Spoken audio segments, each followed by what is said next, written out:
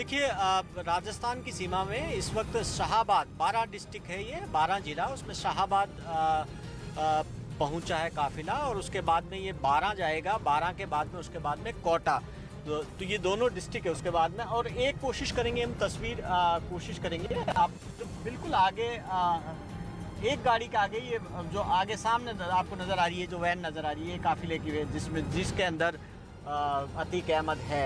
और अब आप स्पीड आप देख सकते हैं कि थोड़ी सी बढ़ा दी गई है गाड़ियों की, जो पहले इससे पहले जब चल रही थी, जब झांसी तक आए थे, झांसी तक स्पीड तकरीबन ये थी कि 60 से 70 किलोमीटर प्रति घंटा, और अब स्पीड बढ़ गई। आप हम अपनी कार से बता सकते हैं तकरीबन 80 से 100 के बीच 90 किलोमीटर प्रति घंटा की रफ्तार है, और अब बढ़ती जाएगी क्योंकि एक तो हाईवे अच्छा है, दूसरा जल्दी पहुंचना है क्योंकि 6 बजे से पहले पहुंचना ज़रूरी है जेल मैनुअल के हिसाब से, इसलिए कोशिश की जाएगी स्पीड बढ़ाने की। राजस्थान का जो सफ़र है वो काफ़ी लंबा है। इस पूरे टूर जो प्रयागराज से शुरू होता है और अहमदाबाद तक, उसमें से आधा सफ़र अकेले राजस्थान के अंदर है, तकरीबन 11 साढ़े 11 घंटे का, इसलिए स्पीड बढ़ाई जा रही है। दूसरी बात, अहम बात ये है जसप्रीत, आप देखिए कि आप बार बार आप एक जो सवाल है कि ये क्यों हंस रहा है। जब ये गया था तब चेहरे पर दहशत थी, डर था, उसको यूपी जाने से डर लग रहा था, उसको लग रहा था कि गाड़ी नहीं पलट जाए, इनकाउंटर नहीं हो जाए। वो खौफ, वो दहशत जो माफियाओं का यूपी के अंदर हुआ, योगी राज के अंदर हुआ, अब जब वापस लौट रहा है, भले ही उसको उम्र कैद की सजा हुई, उसी साबरमती जेल में उम्र कैद की सजा काटेगा, लेकिन वो इस बात से खुश है कि वो जिंदा लौट रहा है। और ये डर, ये दहशत होनी चाहिए। एक अहम बात है कि जिंदा लौट रहा है। एक बार फिर से आप तस्वीरें हमें दिखाइए भवानी, और जानकारी आप देते रहिए, क्योंकि ये बड़ा सवाल था कि जिसको दहशत थी, जिसकी रात सही से नहीं बीती। और अगर हम देखिए, क्योंकि इतने घंटों का सफर तय कर दिया है, पूरी रात अतीक अहमद ने सफर में काटी है, तो ये वाली रात उसकी कैसे गुजरी भवानी?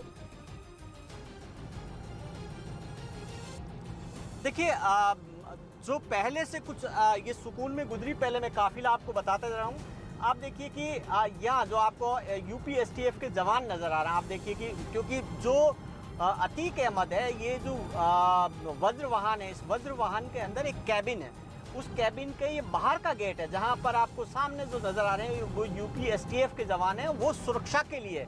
तो ऐसा नहीं है कि सीधा, क्योंकि सुरक्षा से जुड़ा हुआ मसला, सीधा कोई टारगेट नहीं कर पाए, उसकी सुरक्षा ज़रूरी है, इसलिए पहले आगे और पीछे, और वज्रवान एक आगे चल रहा है, इसके आगे यूपी एसटीएफ के जो ऑफिसर्स की दो कार चल रही है टोटल, और उसके पीछे एक कार और है। 6 गाड़ियां, 40 एसटीएफ के जवान है, यूपी एसटीएफ के जवान है। इसके आगे राजस्थान पुलिस की 2 पेट्रोलिंग कार चल रही है। एक पेट्रोलिंग कार जो रास्ता बताती है, और दूसरी पेट्रोलिंग कार रास्ता क्लियर करने का काम करती है। दूसरी का काम है सुरक्षा से जुड़े पहलुओं को देखना। तो अब जब तक राजस्थान से हर डिस्ट्रिक्ट से, जिस डिस्ट्रिक्ट से गुजरेगी, एक कार उस डिस्ट्रिक्ट की जुड़ती जाएगी और पहले वाले डिस्ट्रिक्ट की हटती जाएगी। राजस्थान में 7 जिलों से गुजरेगा ये काफिला। तो अब ये पहला 12 जिला में अभी इस वक्त चल रहे हैं। जैसे ही 12 क्रॉस करेंगे, हम कोटा में एंटर करेंगे। राजस्थान जो कोटा डिस्ट्रिक्ट के एसपी की जो जिम्मेदारी हट जाएगी, एक कार हट जाएगी, उसके बाद में दूसरी जीप कोटा की लग जाएगी। उसके बाद में इसी तरीके से बूंदी फिर आएगा, फिर उसके बाद भीलवाड़ा आएगा, फिर उसके बाद में चित्तौड़गढ़ आएगा। भवानी, आप भी इस काफिले को फॉलो कर रहे हैं। हमारे सहयोगी इस वक्त ग्राउंड जीरो पर मौजूद है। भवानी, आप रहिएगा हमारे साथ, आगे भी पल पल की अपडेट आपसे लेते रहेंगे। उमेश पाल अपहरण केस में गैंगस्टर अतीक अहमद समेत 3 दोषियों को उम्र कैद की सजा सुना दी गई। इससे पहले प्रयागराज की एमपी एमएलए कोर्ट ने इस मामले में इन तीनों को दोषी करार दिया, जबकि अतीक अहमद के भाई अशरफ समेत 7 आरोपियों को बरी कर दिया। लेकिन प्रयागराज की एमपी एमएलए कोर्ट ने दोषी अतीक अहमद, हनीफ और दिनेश को इस मामले में उम्र कैद की सजा सुनाई। इसके साथ ही कोर्ट ने तीनों पर 1-1 लाख रुपए का जुर्माना भी लगाया। ये मामला 28 फरवरी 2006 को उमेश पाल के अपहरण से जुड़ा है, जो बीएसपी विधायक राजू पाल की हत्या का मुख्य गवाह था।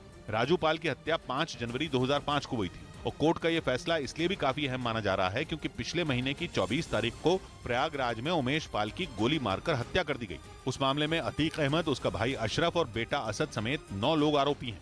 और इस बीच प्रयागराज की एमपी एमएलए कोर्ट का फैसला आने के बाद अतीक अहमद को फिर गुजरात की साबरमती जेल में पहुंचाया जा रहा है, जहां से उसे इस मामले की सुनवाई के लिए प्रयागराज लाया गया था, क्योंकि उसे सजा याफ्ता वारंट पर अहमदाबाद की जेल से प्रयागराज लाया गया था। और नियमों के मुताबिक अतीक अहमद को उत्तर प्रदेश की जेल में नहीं रखा जा सकता। उसे यूपी की जेल में बंद करने के लिए सरकार को सुप्रीम कोर्ट में अपील करनी होगी। इससे पहले उमेश पाल के परिवार वालों की तरफ से अतीक को फांसी देने की मांग की गई, जिसे कोर्ट ने ठुकरा दिया। हम लोगों ने फांसी की मांग किया था, लेकिन कोर्ट उस पर संतुष्ट नहीं हुई। वहीं उत्तर प्रदेश के उप मुख्यमंत्री ब्रजेश पाठक ने भरोसा दिया कि अतीक अहमद की तरह सरकार दूसरे अपराधियों को भी सजा दिलवाने की पूरी कोशिश करेगी। और प्रदेश के लोगों को महसूस हुआ है कि उत्तर प्रदेश में कानून का राज है। इस बीच अतीक अहमद के वकील का कहना है कि वो इस फैसले को ऊपरी अदालत में चुनौती देंगे।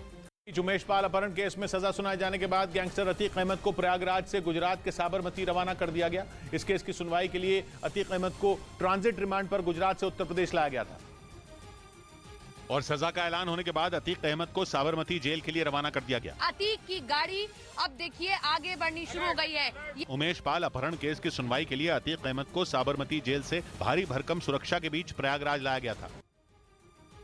उमेश पाल अपहरण केस में अतीक अहमद समेत 3 दोषियों को उम्र कैद की सजा का ऐलान हो गया।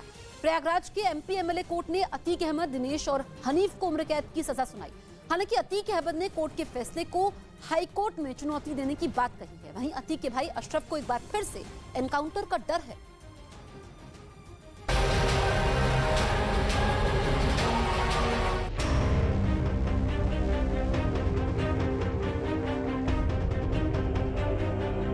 अतीक अहमद को उम्र कैद की सजा।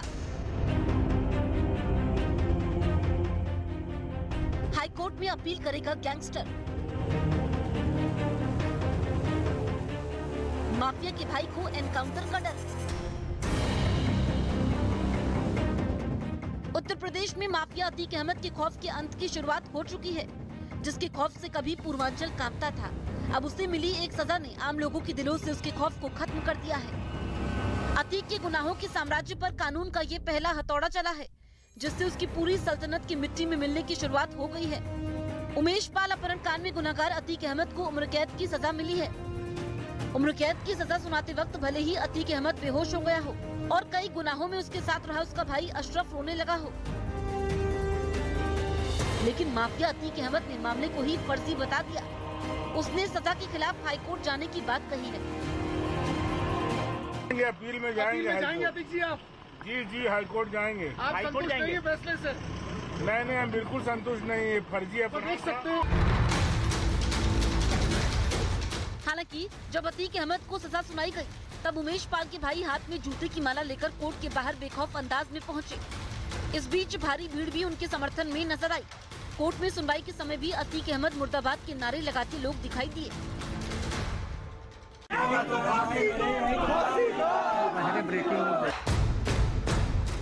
हालात ऐसे हो गए हैं कि अब अतीक एंड फैमिली को एनकाउंटर का डर सताने लगा है।